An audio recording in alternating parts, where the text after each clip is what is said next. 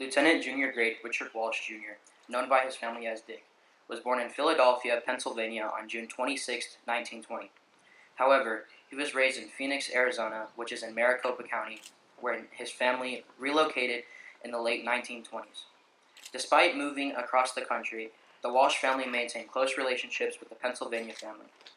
His parents, Richard John Walsh and Nellie Bradley, founded and owned a company named Walsh Bros. Richard graduated from Phoenix Union High School in 1937. After high school, he attended Phoenix Junior College from 1938 to 1939. Walsh then returned to Pennsylvania and attended the University of Pennsylvania's Wharton School of Finance and Commerce from 1940 to 1942, known now as the University of Pennsylvania's Wharton School of Business. Dick was a member of Alpha Tau Omega and was an avid ping pong player. He helped lead his fraternity to victory in intramural football. Originally, Richard went to school to further his understanding and eventually take over the family business. But his plans soon changed when he enlisted in the military.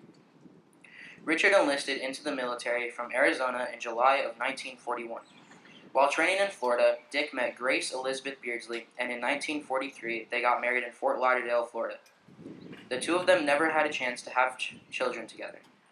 As his family shared, the last time Dick was home in Phoenix, Arizona, he arrived in style, flying over his family home in his plane from San Diego.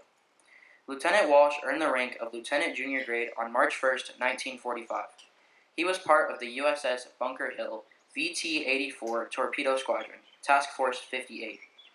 Richard flew a TBM-3 Avenger plane and was tasked with dropping torpedoes on targets in order to provide air support to the soldiers on the ground. His first attack station was on Ulithi Island. On April 7, 1945, Lieutenant Walsh was firing torpedoes during an attack on Yamato Battleship with VT-84 and was struck by anti-aircraft fire. His plane was shot down and crashed into the water. Richard was labeled as missing in action. The witnesses who saw his plane hit the water assured that he was killed on impact with the rest of his crew. Lieutenant Walsh was the first in his squadron to be killed in action. Lieutenant Walsh is honored on the Wall of the Missing in the Punch Bowl in Honolulu on Wall W. He was awarded medals throughout his service and also after he was declared missing in action. His medals were as follows: Navy Cross, Distinguished Flying Cross with Gold Star, Air Medal with Gold Star, Purple Heart, American Campaign Medal, American Defense Service Medal, World War II Victory Medal, Asiatic Pacific Campaign Medal, and Philippine Liberation Medal. Lieutenant Walsh earned the Navy Cross, which is the second highest award a soldier can earn in the Navy.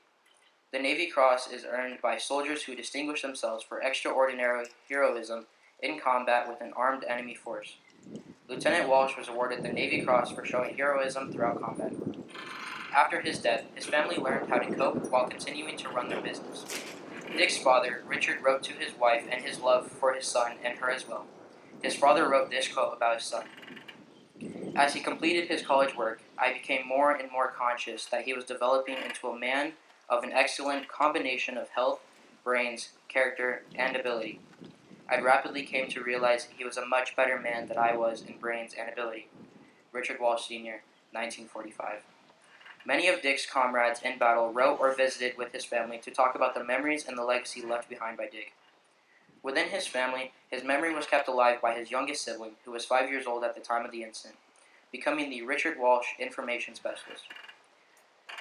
To this day, Richard's family is still learning about and sharing information they learned about his life, despite still living across the country. Richard Walsh Jr.'s story is one in which it's silent for many years, and it has been an honor bringing light to a man who is still impacting his relatives over 75 years later. To close, there are no better words to describe Dick's sacrifice than those of his father's. I'm glad I can look upon Dick as one of the finest people God ever put on earth, and that all of us can look back and take pride in the fact that he was a part of our lives. Thank you.